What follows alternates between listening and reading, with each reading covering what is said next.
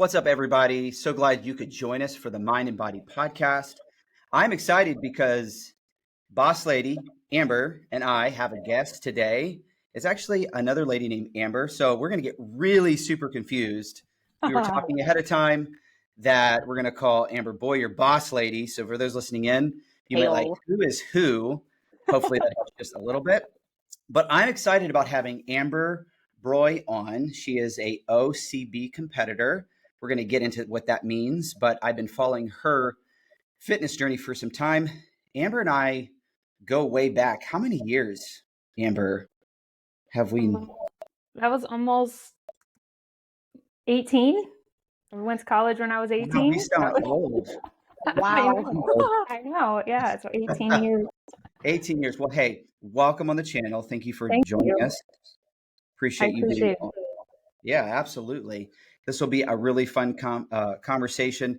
Ever since I've known Amber, she's always been athletic, into sports, but in the last couple of years, you've been journeying into the bodybuilding world, and it's been really fun to watch. So I want, for those who are listening in, I can't wait to get into the nitty gritty of that, but maybe you could tell us a little bit about like just your passion for health and fitness and like what got you started. Like, here's where I'm going with that. Like, were your parents this way? And so like you guys all went to the gym and all ran, or was this just something more self-motivated? Tell us about those influences. Sure. So I grew up with a big family. There were 6 of us siblings. Nice. And then we didn't grow up with the gym. Like no one I knew in my family ever went to the gym ever. They would do stuff to stay healthy or they would do stuff at home. But we were raised around athletics. So baseball, street hockey, basketball, volleyball, pretty much all of the sports. That's what we grew up doing. Sometimes we would do it like on an actual team. A lot of times it was just pick up like, hey, let's go get all the neighborhood friends together. And then when I went to college, I just picked up what I just did my whole life and just tried to get involved as many sports as I could. Some I was good at, some I wasn't, but I still heavily enjoyed the competitive aspect of life. I didn't really start my love of the gym until I was around 23. I'd been married for about 2 years to my first husband at that time. And I was going through a really not great part of the relationship. A lot of stuff had come to light. I was in the professional realm of banking. And so I was searching for something to feel accepted in, something that I could push myself in. But I had no clue what that looked like. So I joined Anytime Fitness. It was right next to the bank I worked at. And I hired a coach. At that, looking back now, the coach was an idiot, didn't really know what he was doing. But for me, we all know those. For me at the time, it helped me figure out what weights were, how to use weights. So even though looking back, it wasn't really a good first experience, it got me into it. And I figured out that I liked it. So I'm still thankful that I got that experience. Fast forward. So I did that while I lived in Virginia, worked out for about 2 to 3 years, did like crazy, stupid, heavy lifting, squatting hundreds of pounds, deadlifting hundreds of pounds for no reason. I just did it because that's what my coach told me to do at the time. And looking back again, really stupid decision. But then we moved to South Carolina. My first husband became a youth pastor at a church. And in that world, there is no, especially for females, I was thinking about this the other day. I don't know any females in that realm of religion that went to the gym and actually did weights. It was either I did Beachbody at home in my living room in my modest clothes, or I went and walked on the treadmill for 5 hours at a time and read my Bible. I don't know any woman that went and pushed weight. So I almost felt, and at times I was told I was sinning by having this desire to go and be around men, that the environment was going to make me sin. It was going to give me temptations that I wouldn't be able to handle. And that was kind of how I was entering into it. I had my daughter, at 26. And of course, the person that I was with at the first, in my first marriage was very critical of my body image. And it was an expectation for me to get back into, I guess, a good looking image. I thought I looked good, but it wasn't the image that he wanted. So I did a lot of beach body stuff at my house. And then it got to a point where I was just I had postpartum very, very badly after I had my daughter. And the only way I could really get out of that without wanting to hurt myself, and I'll just leave that there, was to go to the gym. So I started getting back into the gym, but then at that same time, that's when I decided I was leaving. I left my husband and started a whole new career back here in Virginia, raising a daughter alone. At the time, I didn't have time to go to the gym. And if I did, it would be at like 2 a.m. So at that point, I was just in the gym to still be active, but I wasn't doing it to build or make, a life out of it. So got remarried about 4 years later, got established in my new life, figuring out who the heck I was, and figured out gym is my passion, and I went full throttle. So that's I love that. passion. Yes.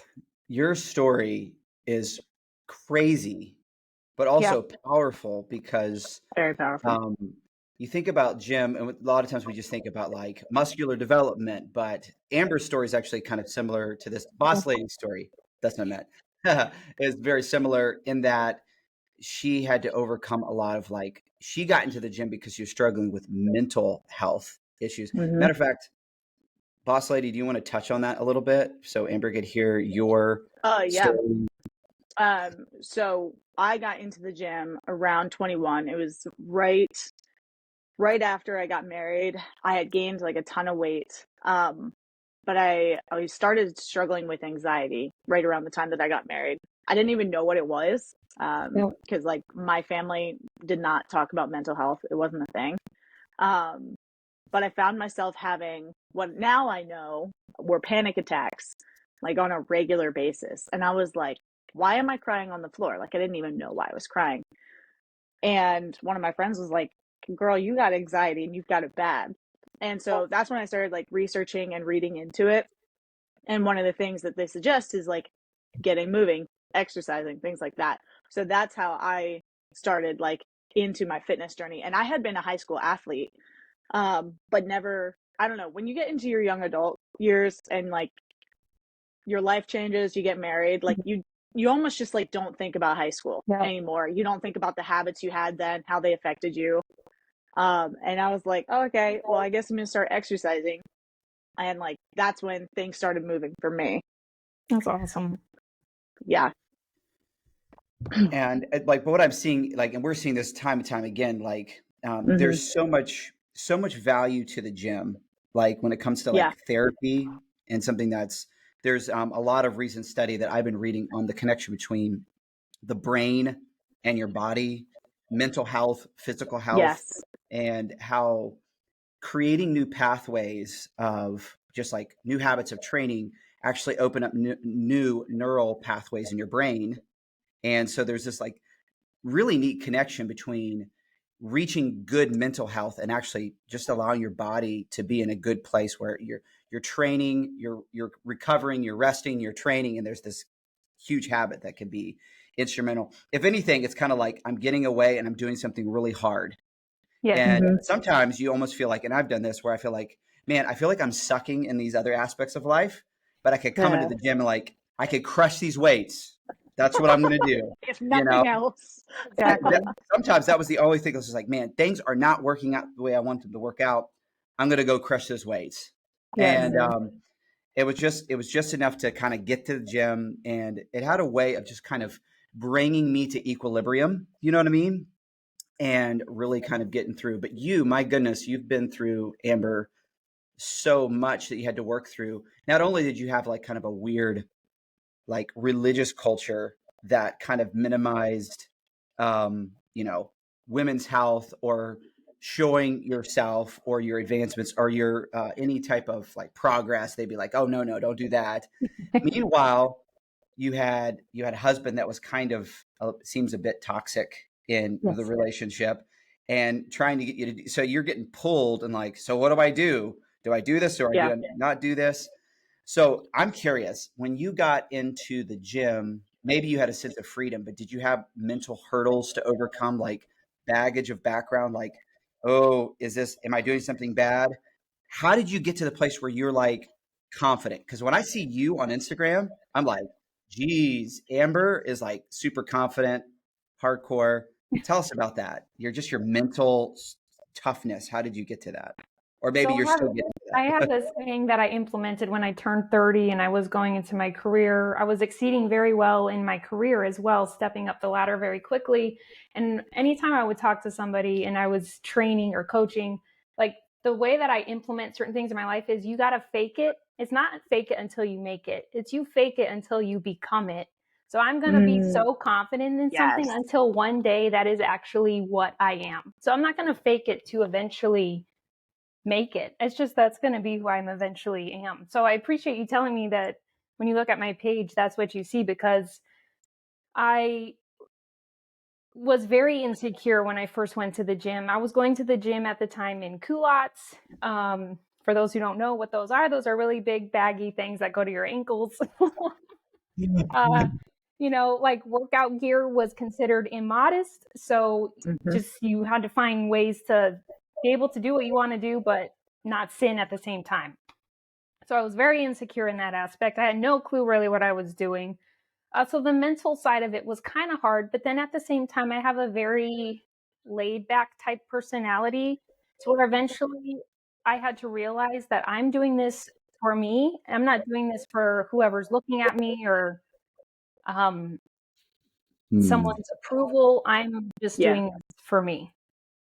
And kind of like what Boss Lady was saying earlier, I didn't know I also struggle with anxiety and depression at times. I didn't know that though, because again, our circle's mental health is not talked about because it's just, you're not right with God if you have these issues. Right. So I got married to my second husband, and it was about a year after I was married that my body was just starting to, like you said, Amber, just the panic attacks, but I didn't know what it was. I thought I was like I'm dying. Like what's happening with my body? And I'm not an emotional person at all. So just randomly start freaking out for no reason. I'm like, what the heck? So I got a therapist, and she was like, I don't know if you've ever read the book. It's Your Body Keeps the Score. But she said, your Great body book. has gone through so much trauma, and you're now in a safe place with who you're with now. It's where your body is now going to tell you that you need to fix it. And that's when the gym about 3 years ago became even more of like, this is what I'm going to use it for. And I'm going to crush it every single time, not only because I have physical goals of what I want. At that time, I never wanted to compete. But I just had goals. You have to have goals when it comes to the gym so you know how to progress. But the physical aspect was, I'm going through so much crap in my personal life with healing trauma that I didn't even realize was trauma until I started talking about it and getting help. So now I'm just pissed off and I'm angry. So I'm going to I'm going to go let it out at the gym. Yeah. So I have a slight follow-up question with that. And John, we'll have to make sure that we post that book, because that sounds like a really interesting book. Yes. So Amber, as a woman, like adjusting into the gym and going from doing like at-home workouts and like cardio at the gym at most to working with weights, what was the way that you built confidence as a woman working weights? Because you and I both know that it's becoming progressively more of a thing, but like it's not like most women think like treadmill and cardio classes at most. Yes. Tiny weights, little tiny baby weights. Yeah. Zumba. Yeah. Yeah. Legit though. I remember being younger. And because I was in sports, like I would work weights a little bit, but my mom literally told me that I wasn't allowed to lift heavier than 10 pounders. Yes. Like I wasn't allowed. It was unfeminine. Yes. So as like breaking that mold and learning all the things that you know about like weightlifting and how healthy it is, what was the thing that helped you build confidence in like the weight area of the gym? Because I know like a lot of women listen to this and they're just like straight up afraid of looking manly, which you do not. You look fantastic. Thank you. And they're afraid of like being around all those gym bros and things in the gym, and it's intimidating. Yeah. I would say the biggest thing that helped me was, one, don't be afraid to try and fail. And I know that's a lot easier said than done, but you honestly have to approach the gym as it's a learning environment, and you're going in to learn. So don't be afraid to ask questions. Find another female who knows what she's doing and be like, hey, can you kind of just show me how to use this piece of equipment? Or, you look really good. What are some things in here that you like using to make your arms look good, or butt, or whatever? But for me personally, I didn't have anyone that I could do that with. At the time I was going to Planet Fitness, it was a bunch of gym bros. It was a bunch of people coming back from construction sites. So I'm like, you know what? I'm really not going to go in that way. So YouTube became my best friend. I found That's a good one. so many people on YouTube, females that had the look. So that would be my advice. Find people on YouTube that look like how you want to look and dive into their videos. And 10 years ago, YouTube was way more popular than, I don't even know if Instagram was around 10 years ago. It probably was, but YouTube not at the level it is now. Yeah, exactly. So finding YouTube people that I loved and wanted to look like helped me figure out how to use gym equipment. So that would be my biggest, if it's not YouTube, find Instagram influencers and really dive into their page and figure it out from there, and then go play around at the gym with what you just figured out on whatever you just watched. Nice. Good. I love that. Yeah, that's great. That's great advice. And like one thing I tell people too is like everyone's like the body type and biomechanics may be different. So try something out and stick with it long enough. Cause some people, like I was just talking to a client yesterday, like there's somebody that like they're trying to hit a goal and they try something and they don't feel like it works fast enough. So they jump to something different. Then they jump to something different. Like stay with something long enough so that you can actually see if it actually is working for you or not. But also, it's okay if it's like, this isn't working for me as well. Like some people really have a hard time, case in point, has a hard time really developing quads from squats just because of their longer legs, shorter torso. They end up hitting their posterior chain a lot more, even for their quads. So it's like, hey, it's okay to do a hack squat or a leg press or even a leg extension, and having more variety. But there's so much dogma, and you kind of alluded to this, so I'm really curious. You were talking about like your trainer at first seemed like they really just put you on, let's power lift, and I'm sure you know this, you'll probably hit on this, but like powerlifting does not equal physique goals. No. Like for some people that are genetically predisposed to like just having a decent physique, they can lift just like really crazy heavy and maybe get away with a decent physique. But really it's not, the training doesn't actually meet the goals, it's not really hitting that, what they call in the literature, the principle of specificity, right?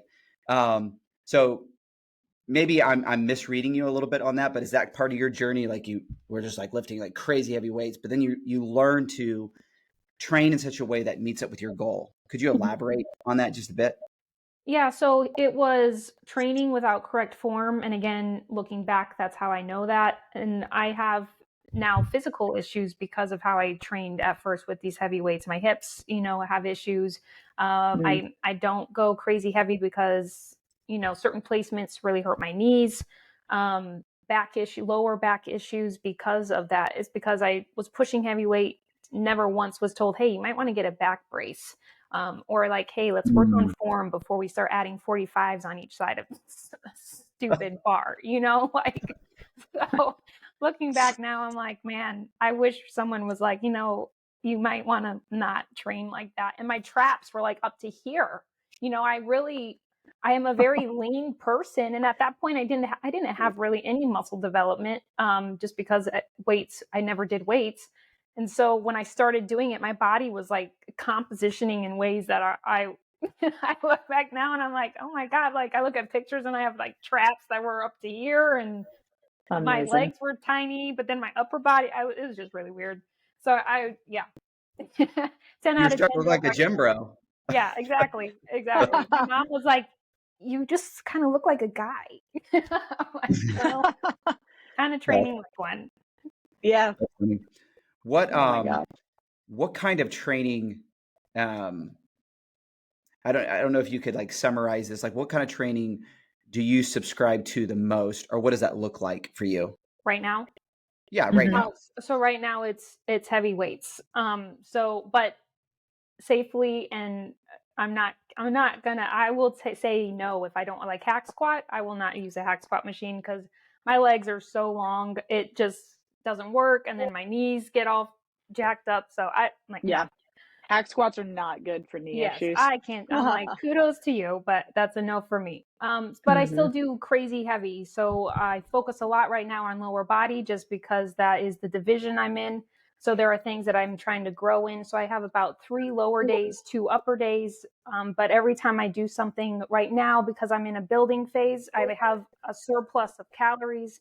It's heavyweight. So I'm setting PRs, I'm setting goals. So I'm not afraid of weight. Women shouldn't be afraid of weight. It's not going to make you look like a man unless you're taking steroids on top of whatever you're doing. But if you're going into it natural, push as much weight as you want. Like, and if you end up looking like a dude, good for you. Yeah. But the I odds like of how it you said happening that. are going to be very low. Yeah, I like how you said that too. It's just like, well, who cares? Don't let someone else set the standard for you. Exactly. Like, you know, and I'm I think so tired of the like, and I'm sure Amber can agree. I'm just so tired of the male dominating, like, oh, well, don't do that because you're going to look like this, or you're going to make this dude insecure, or you're going to make it's, I'm like, And I'm sorry. just crush them all. Let's work harder. yeah. Exactly. I think that's a part of, so there's a part of, I think the body positivity movement that I think is healthy. Yes.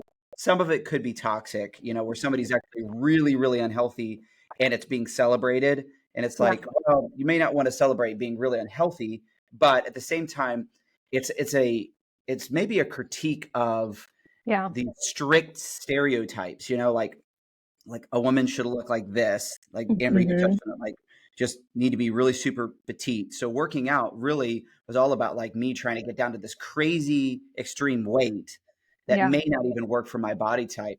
I was just actually sharing, there was this video that I saw. There was this female lifter. I don't think she was a bodybuilder, just a fitness lady, but she weighs, like, she looks great. She looks very healthy, but she stepped on the scales and she weighed like 170. Yeah. But for a long time, she thought like I need to be down like at 120 or less. My personal healthy weight is 160. I just hold like a lot of muscle mass naturally. So even when I'm like a size 8, like I'm still 160 pounds. Yeah. And that's good. And again, that's a very unhealthy realm. Women, I guess we'll talk on that too when it comes to the bodybuilding thing, but the realm that I am in now, it can lead to that, like, oh, I'm not this certain number, so I'm not tiny enough, or I'm not. For me personally, I'm trying to gain weight right now. I would love to be 160 and hit certain PRs. So my thing is, as long as you're eating healthy and you're maintaining a healthy weight that's for you, not based off someone else, then your body composition is going to still be amazing physique because that's what you are supposed to look like. Yeah, I love that. So tell us a little bit about, we talked about fitness, generally some of the training that you like to do. What drew you into the world of bodybuilding and competing? So I turned 35 last year, and every time I hit like 30, I went skydiving, and this 35, I was like, you know what? I'm going to compete. So I don't know. It's just something weird I do. I had a nutrition coach, and she's an IFBB pro, and she helped me with my nutrition side. I, again, wasn't looking to compete. She just was somebody that I met in this area, and she was super cool. So I hired her to do my nutrition while I did the gym aspect. And I started asking her questions like, hey, kind of like, tell me a little bit more about it. Obviously, the realm that she is in was not really the realm I wanted to go in because roids are involved and I wanted to stay natural. But the more I asked her, the more open she was with me, and she was super helpful, super sweet. So she kind of was like, you know what, just do it. You know, you have all of these questions. You're already doing the work. You're already eating the way that you should, you know, be eating if you're doing competition. So just go for it. And so I turned 35 in 2023. I think it was around March of last year that I was like, you know what, I am going to do it. And I hit prep in June for my first show. That's awesome. Yeah. That's fantastic. That's really awesome. I love that. So was it just kind of like a switch that went off? You're like, yeah, all right, I'm going to do it. Yep. That's like literally my personality. I'm like so all over the place. I was a squirrel. So that's the nut I'm going for. That's where I'm going for right now. Yes. Yes. Is that on that? What's that cartoon or that show? Up? Is it Up? Oh yeah. It does that squirrel. I think Yes, it's that. exactly. Oh yes, the dog. I think it's Ice Age. Oh, is it Ice? I don't know. There's a squirrel in that one too. We'll do a poll later. What show we'll is this on? That's exactly the way my brain works. So you have on one end, like people looking at, you know, they look at their body, maybe they're out of shape, and they could just be like really super negative. On the other hand, you can get in like ultra conditioning, but now like super picky over like, oh man, my, you know, it could be, I have a muscle group that's lagging, and you can end up just really being super negative and developing a negative body image, particularly as a bodybuilder. Like, what has helped you? I'm sure that's something like you kind of navigate. It's not like, oh, I got it down now, you know, no problem. But what's helped you navigate that aspect of your just body image at this stage? So I think what's helped me now is I did my first show, which was great experience. I placed in all of the categories that I was in. So I knew that I had a chance in the sport, but I didn't place, I wasn't like first one or two. I was third and fourth. So in my mind, I came in and I did well, but I didn't do as well as I had hoped I was going to do. Looking back now and obviously going through the experience of my first competition, I was not nearly as big as enough as I needed to be. I didn't have the muscle development that I know I need to continue in. So I think looking back from my first show, the negativity honestly hasn't really been there because I need to be better than that. And I know I'm already better than that. And I'm like 20 weeks post show. I think I have a picture on my page where it shows the day of my show. It's a back view, but it's the day of my show, like 8 weeks post show and then 14 weeks post show. And you can literally see the amount of muscle definition that has grown from show day to, you know, now. And it's because I adhere to a reverse diet very strictly. And I've been pushing weight like crazy in with all of the food that I'm eating now. I'm at around 3,000 calories a day right now. And I am pushing the weight to make that muscle. That way, when I go into my next prep, hopefully this end of summer, that muscle definition will be 2 times better than what I went in last year. It'll be thriving. Yeah. And you looked really good in your last show. Thank you. Just imagine just leveling up like that much more. I don't like going based off of like weight or anything like that because weight varies on different bodies. But can you tell us how tall you are to give like some people an idea? Okay, you're eating 3,000 calories. You're not gaining excessive amount of weight. And I think so many women have an issue with like they hear 3,000 calories and they're like, what? But there's a science behind your reverse dieting. Yes. And things like that. So if I came out of my show eating 3,000, I went into my show eating it. My baseline cut was 1,200 calories, which for bodybuilding, especially in the bikini division, that was still a pretty high number. My coach did a really good job of like not killing me and my hormones, but I was still able to hit the stage because of the way my metabolism works and stuff like that. I was still able to hit at kind of a higher end of calories. I see and hear some girls are around 600 to 800 calories, and I'm like, how are you not dead? And they are almost at the point where they are not good. But you reverse diet. If I hit 3,000 calories after my show, I would have gained 20, 30 pounds in a month, and it wouldn't have been the weight that we want. So slowly implementing food back into your diet for your first 6 to 8 weeks after show, and then working. I was at a working calorie range of around 2,200 for a good, I would say 5 or 6 weeks even after my reverse, which is still a high amount. Like, again, if you tell a female you're eating 2,100 calories, like, oh, well, I need to be at 1,800. It's like, well, who told you that? Because Right. and 1,800 calories healthy and 1,800 calories by eating Five Guys and donuts all day is very different. Very So different. even though I'm eating 3,000 calories, it's not Five Guys and pancakes. Now, if I want those things, I eat those things. But it's still a very nutrient dense protein, carbs, fats. It's still very monitored, like what I'm getting in each meal. But I do agree. If you tell, I tell certain females now I'm eating that amount, even guys, they're like, yeah. And I'm still not gaining the weight that I need to gain. My coach is like, you are the hardest person I have to gain weight. My body is just taking it and using it, hopefully to build the muscle I'm looking for. I love that. I love that. So do you, when it comes to like whole foods versus like what processed foods and stuff like that, or just fun foods, are you like 90-10, 90% like this, or would you be more strict? I know that depends on the person, of course, but like, where would you fall? I would probably say I'm 80-20. 80-20. Even when I have a cheat meal, I don't even like using that word, but like if I am eating a meal, it's usually not by going out. I like, making my own food, but I might, we might get pizza, or, I might go indulge in Five Guys, a couple days, one day a week. Right now, Five Guys is like my best friend. Wednesdays is usually my Five Guys date because we're just trying to put weight on right now. But for the most part, it's very clean. Like, I'm making it. I love baking. So baked goods, sweets, that's like my go-to cheat. But I got like the new Ninja Creamy, and now I make my own protein ice creams. So for me, like, that's a treat for me, but it's still a lot healthier than going and getting, whatever's at your local grocery store. Yeah. I'm still I gotta get into the protein protein ice cream thing. I haven't done that yet. Yeah, so good. But it sounds amazing. I love all the hacks. Yeah. Yep. What's your favorite, like, well, I mean, you probably just got into it, but like, what's your favorite, like, protein hack? Maybe it's the ice cream. Oh yeah. The proteins I make, my container, it's a pint of ice cream, has about 30 to 40 grams of protein in it. So if I want to eat the whole darn thing, I'm hitting protein goals. But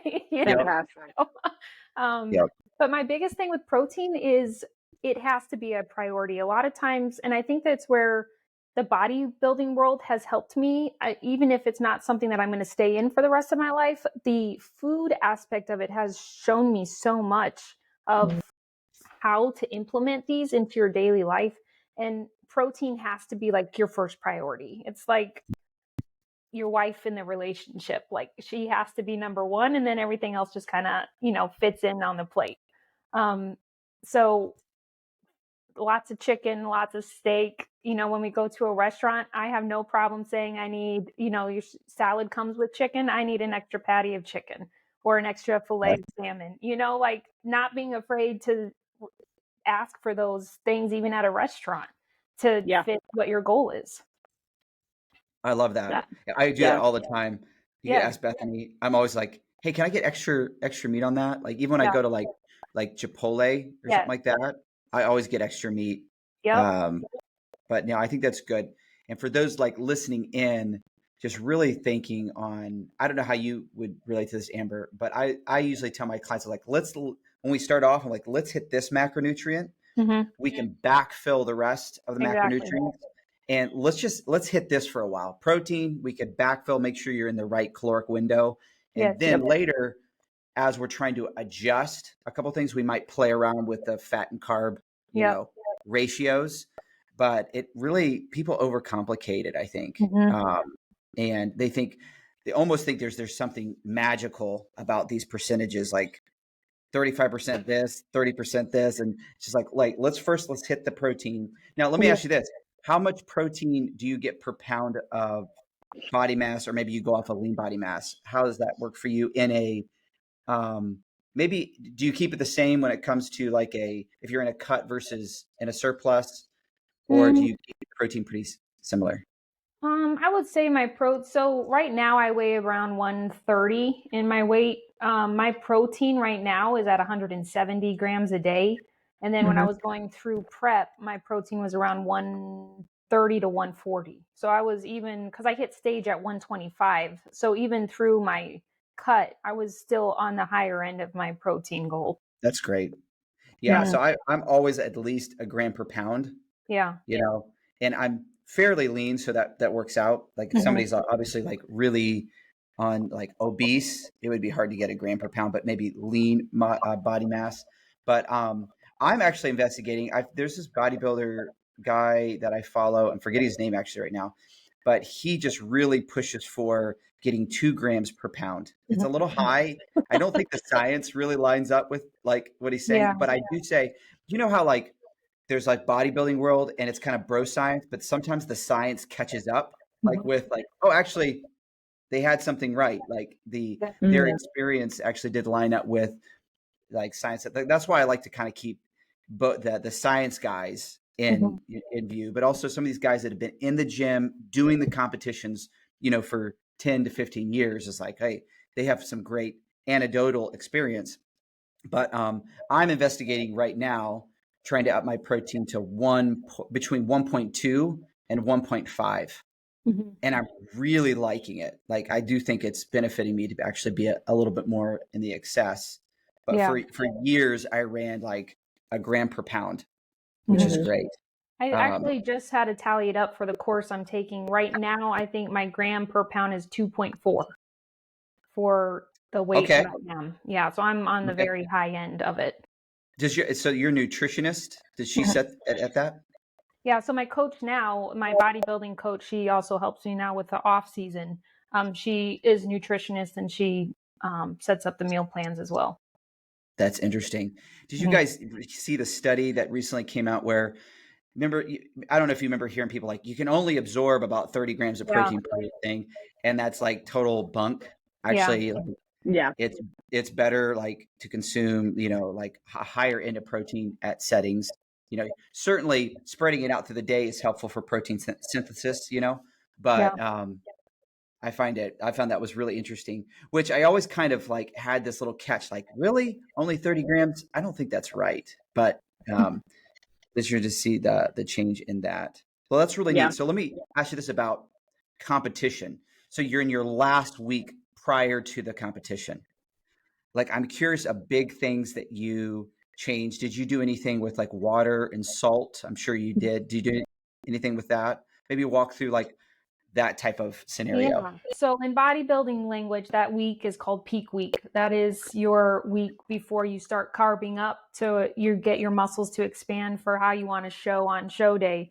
For me, it was very uneventful. I wish I could give you like an exciting, but my coach did a really good job. She did not change my water intake at all. I was drinking about 2 gallons of water a day, period. And the first 3 or 4 days of my peak week, she was like, no, you're going to keep doing that. We did tailor that back down to a gallon, like two or 3 days before my show, but she did not manipulate my water at all. She didn't like dry me up to the point where I was, because you're already at such a very dangerous level of body fat, especially for a female. You can get very, you'll walk on stage and almost pass out because of how intense your coach just made your peak week and the salt intake and stuff like that. So thankfully my coach, she knew what she was doing. She did not manipulate that in any way. Now salt for me, period, was always pretty much at like 0. I did have sodium, but it was very, very, very low. And that stayed the case until she decided to carb me up for my show day. So I didn't really, my training, I did, obviously I still had to do my cardio. My first 4 days of my peak week, I still did two times of cardio a day. And then the last 3 days leading to my show, it was just rest, work on your posing, eat the way you need to eat. And we're going in rested and ready to go. Nice. Yeah, that sounds very balanced. Did you have a posing coach? I did. I had 2 posing coaches, and then I had obviously several people that I follow that kind of helped me get the transitions I wanted to. Doing bikini is just front pose, back pose. That's it. But bikini is all about how you present yourself. They want to see the sass. They want to see the attitude when you go to present, you know, the muscle that you have on stage. So yes, I had 2 posing coaches and then people that I followed. That's awesome. That's really cool. Yeah. I think this would be neat because who knows what ladies are listening to us that inwardly they Mhm. want to do something like that. Like they want the switch to hit and be like, I'm going to do this. Squirrel, and chase after it. And I'm really glad you said that, because I actually had a lot of women reach out to me during this, even people that we went to school with at Ambassador, and they're like, holy cow, like I think I could do that. And even people that I don't know, so there's a misconception that because I'm in gym world, I can compete. And that can get very unhealthy very quickly, especially as a female, because immediately the first question is, how many calories are you eating? They want to look the way you look tomorrow, and they're willing to do whatever they have to do to get there. And Amber can testify to this. That can get very unhealthy very, very quickly. It can lead to food issues. It can lead to eating disorders. It can lead to body dysmorphia issues. So anytime someone reached out to me, it was about food advice. I would never give like a number of how much I would weigh or what I'm eating, because it's not a realistic way of life for a female, and it's not healthy. It's honestly not a healthy sport when you're in that season of it. It's healthy outside of it because you're in the normal range of food and fat and carbs, but leading into a show, it's not healthy. And it's sad to me because I'm like, females want to look like what we look like on stage, and that's not a realistic way to look. It's really not. Cannot sustain it. No. And the bodybuilders, any bodybuilder will tell you this. They look amazing on stage, but they can't lift shit. Like they are so weak. They just have energy for nothing. This is show day, and then I can't wait to go eat a burger afterwards. So, what did you eat afterwards? So we ended up going to a Mexican restaurant that sucked because no, it was so bad. It was the worst after show experience ever.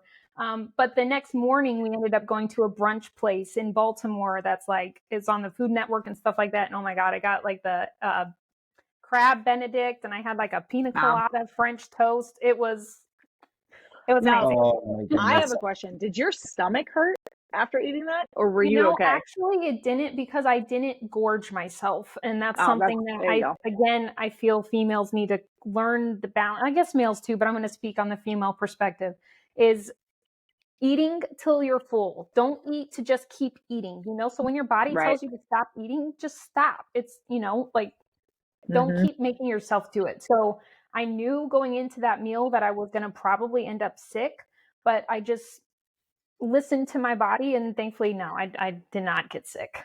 There you go. That's smart. I've heard a lot of like negative post-show meals.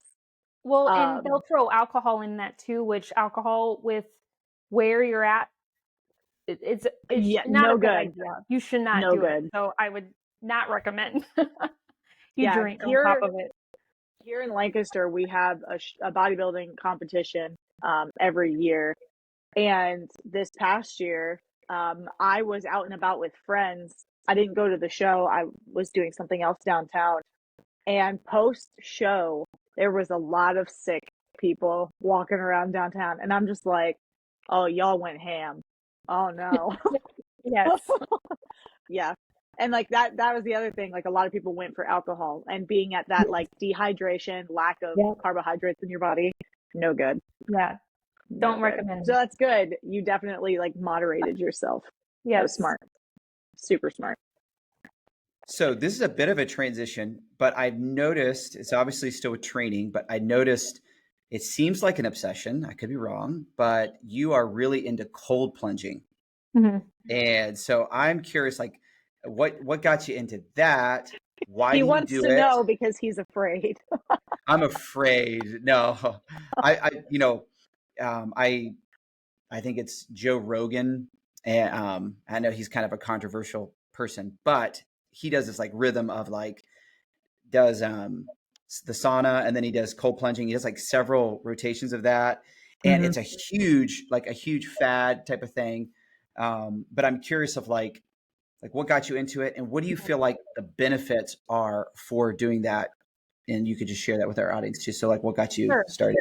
So I have a friend, they have their own clinic, and they deal with they're like physical therapists, but not, they deal mostly with just muscle and relieving. I don't know what that's called, but they do it out of their house. And I went, he was working on my shoulder, and he was like, we do cold plunges. You should do it.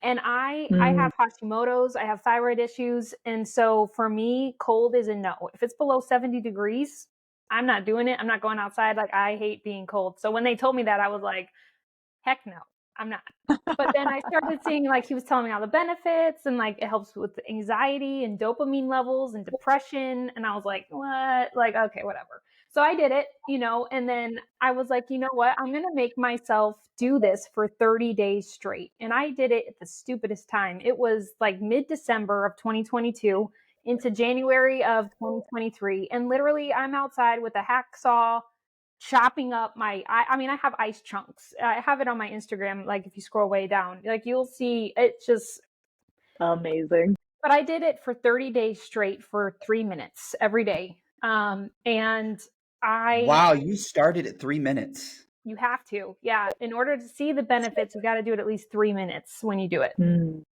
So I was like, you know what? We're going to full send, squirrel moment, full send, we're going. And I saw such a huge change in my seasonal depression. I saw a huge change in it helps with some people with weight loss. So at that point, I was at the heaviest I'd ever been. I was 150. That was right before I decided I was going to compete. I was around 150 pounds at that point. I was losing weight slowly, but that was the only thing that I had changed in my rituals. And my anxiety was able to be handled more because, again, those dopamine levels are increasing. So then after my 30 days, I was like, well, now what? I didn't want to just keep doing it because it was kind of like the faddish thing to do, because it is kind of like a cult now. So I started listening to, I don't know if you've ever heard of the Huberman Lab. He has we love that podcast. Yes, I listen to him all the time, and he actually has like a 3-hour podcast on the benefits of cold plunging and what it does and the science behind it and the people that did it and who they studied, and so much like scientific fact that backs up the way that I was feeling. And so hearing the science behind it after experiencing the benefits, I was like, yeah, there is something to this. So now I'm like a huge, like, anyone I come across that's telling me they were having issues, or like, yeah, I just struggle with it, I'm like, you need to do ice baths, just get your butt in an ice bath, go get a trough from like Tractor Supply and put ice in it. Or do it in your own bathtub, you can do it in your bathtub, stick a whole thing of ice in there and then just sit in there for 3 minutes. I like simplifying life. I mean, if you're just like, are you struggling with anything in your life? Just cold plunge. Yes, exactly. That's what we got, Amber, from you. I'm just gonna like, Amber, I'm really struggling. Did you cold plunge? Okay. Yes. I'm just kidding. Yes, it's funny because I actually, the coach that got me into bodybuilding, the IFBB pro, when I started my 30 days, I was like, you know what? I think you would maybe like this too. So she started it when I did it, and she's like, oh my God, Amber. And she does it every single day. That's still part of her whole bodybuilding regimen. Every single morning she does ice baths. Nice. Wow. So I have a question. Give this a go. Yeah. Amber, I'm expecting seeing this on your Instagram. Here we go. Now, question, and I'm curious of like maybe some of the IFBB pros that you've talked to about this. So there is some in the literature on cold plunges that says that it actually prohibits muscle growth. Yeah. So like speak to that, like, obviously you're trying to grow muscle, but then this could be, do you see a conflict? What's your thoughts there?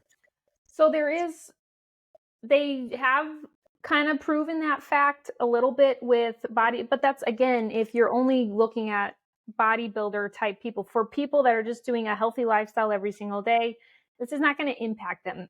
Like, you're not going to see a difference with your muscle growth or not muscle growth.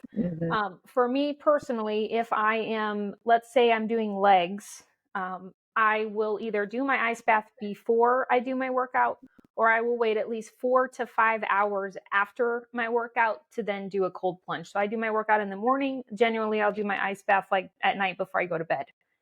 So I do try to put spacing between those two activities. That way it's not, because it is such a anti-inflammatory practice. It helps relieve so much muscle. It's great for recovery. It honestly is.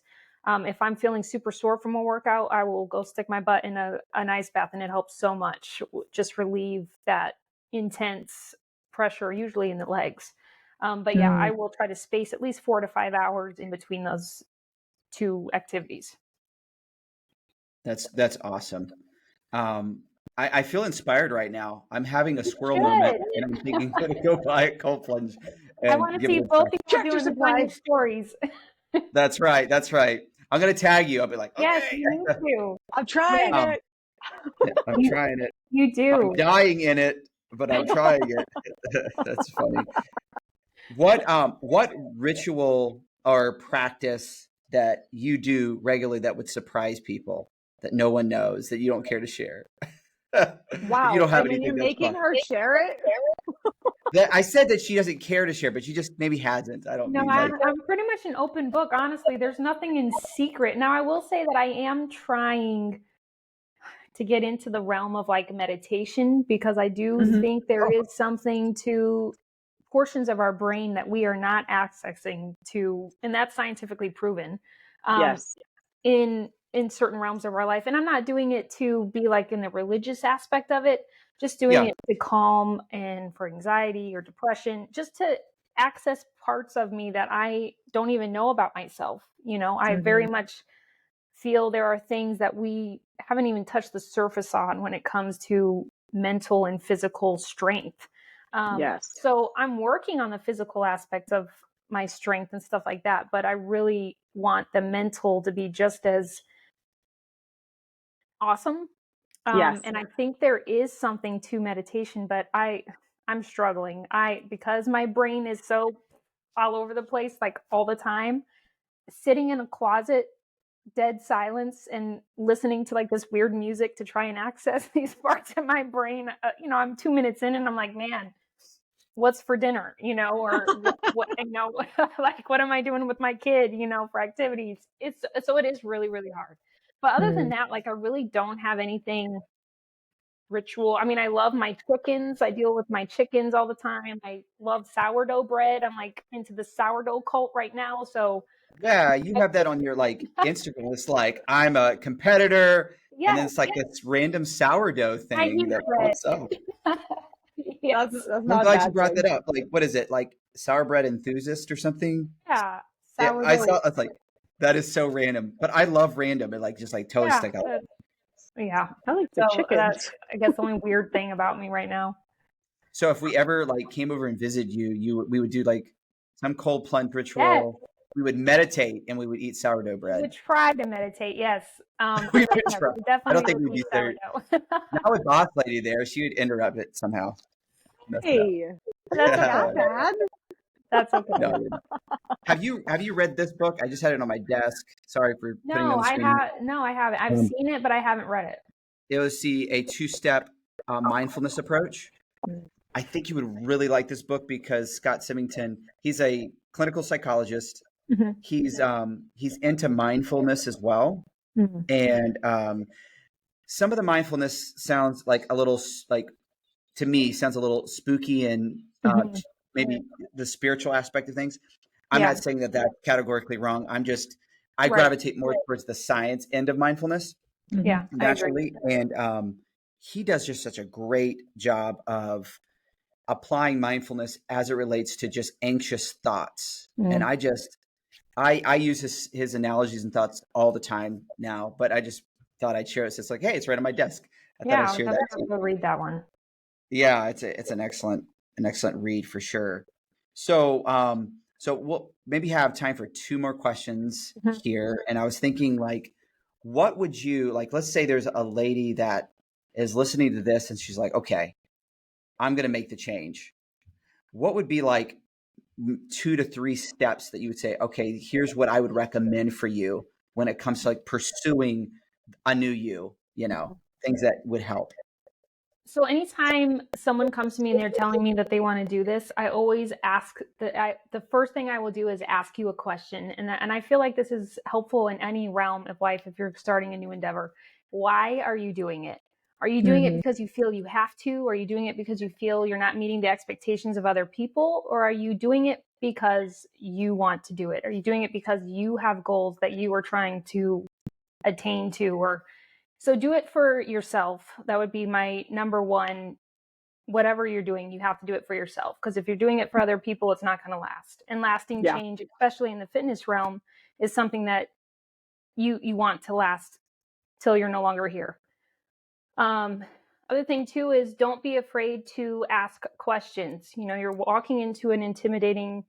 I have women tell me all the time when they come into the gym, like, when I first saw you, you looked really intimidating to me. And that's because usually I have headphones on and, you know, I look like a jerk when I'm not smiling, you know? But I feel that so strongly. I'm sorry I look like a jerk when I'm not smiling, but I'm really nice, you know? You know, so don't be afraid to approach somebody that you look up to, or somebody that you're watching, you're like, oh, they seem like, even if it's a guy. I think that a lot of times women are afraid to approach a guy because it's automatically assumed like, oh, he'll think I like him, or he'll think, just handle yourself professional and don't be afraid to ask someone to help you. And then just full send, you know, like you've done these first two things. Now just, you know, fitness is always a learning thing. You're never going to have it all figured out. And that's, I think, the beauty of fitness in any realm that you're in it, is you're never going to know all the answers. And it's constantly evolving because of the science that we're learning and the new things people develop to get you to certain points. But, you know, like, stay humble, but keep learning as you endeavor in your journey. I love that. So know your why. You said, don't be afraid to ask questions. And I think the last one, if I heard you right, was like, just jump all in. Yeah. Full send. I heard that last point. Say that again. Full send. I think you just broke out there just a second. Can you say that again, Amber? Yeah. Full send. There we go. Okay. I got it. That's awesome. Yeah. That's really great advice for those who are listening. Actually, it's always good for us to kind of come back, bring that back to the table, because you have these moments where you can get very courageous, you know? And I say this to Amber, boss lady, all the time. It's like, life rewards the bold. Yes. Like, let's be bold here. But it's easy to kind of get dominated by fear again. And then you have to kind of rediscover, like, okay, what is my why? You know? And I'm not going to be afraid to ask questions. I feel like I always bring this book up when I talk to people, but have you ever read the book, Who Not How? And it's kind of like, hey, I want to try to figure out how to solve this problem. A lot of times we're like, okay, how do I figure it out? Or I could ask, who's already figured this out? And I can go ask, which it seems like you did a great job of. You're like, I'm going to find the people even on Instagram and they've already figured this out. So I'm going to watch them. I'm going to talk to the people that already have this figured out. Yeah. And it's almost like your fast pass, you know, type of thing. Yes. Yeah. Right. And like the other thing too is like, don't be afraid to fail. I think a lot of times too, with the religious background that we have, failure is not an option, because failure means that you're doing things you shouldn't because you're failing. But you have to fail to learn. Like, there is, and that's something that I'm glad I went through some of the things I went through in my first part of my life, because now I'm able to implement things into my daughter, who's now 8, and be like, no, you're not going to be a woman who's afraid to fail. And anyone walking into a gym, like, you have to realize you're not going to have all your crap together. You're not going to know everything. You're not going to know half the crap you're going to know 10 years from now. But you have to start somewhere, and you're going to have moments where you're going to suck, and you're going to have moments where you succeed. But be open to critique, be open to ask questions, be open to get answers you don't necessarily like hearing, but you're only going to get better and stronger from it. So don't be afraid to make failure part of your learning experience. Don't stay in the failure, but you have to fail in order to grow.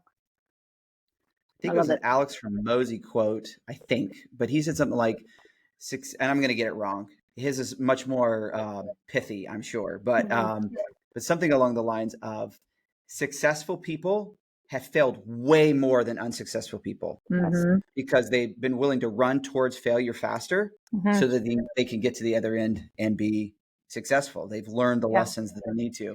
So it's not like unsuccessful people failed, successful people didn't. No, successful people ran toward failure faster learned the lessons they needed to learn. They didn't Mm-hmm. quit, and they ended up having massive success because they weren't afraid to fail. I think that's tremendous advice. So last thing I want to ask you about is like, what's your future goals here? What are you aspiring towards next? Are you training for another show?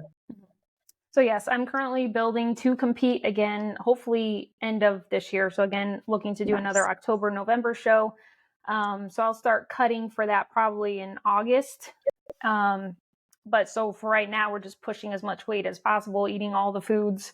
And then I'm looking to get certain certifications through NASM that way, because my page has grown a lot, and I would like, I don't want to just offer entertainment or something, pretty to look at on my page. I would like people to be like, oh, I think I could learn something from Amber. So getting certain certifications so I know more than just experience what I'm talking about. So I don't know. I'm still kind of figuring out who Amber is in this fitness realm, but I'm liking the path that I'm on, and I'm just going to keep pursuing that until something gets in my way to where I don't want to do it anymore. Sure. I love it. Well, I would definitely encourage you to keep going with that. I love the fact that you're trying to leverage your experience to help others, and you have great confidence and clarity, and I love it. I think that's fantastic. Thank you so much for coming on the show. I really enjoyed it, and I felt challenged too, oh man, Cold plunge. Amber, cold plunge. I better see cold plunges on these Instagrams. Yeah. And when you get your certification, let us know, and we could point some people your direction. That's fantastic. So we will, in the show notes, we will link your Instagram. So for those listening in, if you want to follow Amber's story, maybe backtrack and see some things, but her ongoing story, feel free to follow her. And maybe sometime we can have you back on. If you would accept, we would love it. Absolutely. We'll talk more about that later, but thanks again for joining. Yes, for all those who listened. Thanks. Yes. Appreciate it. Thanks for joining, everyone. Have a great day.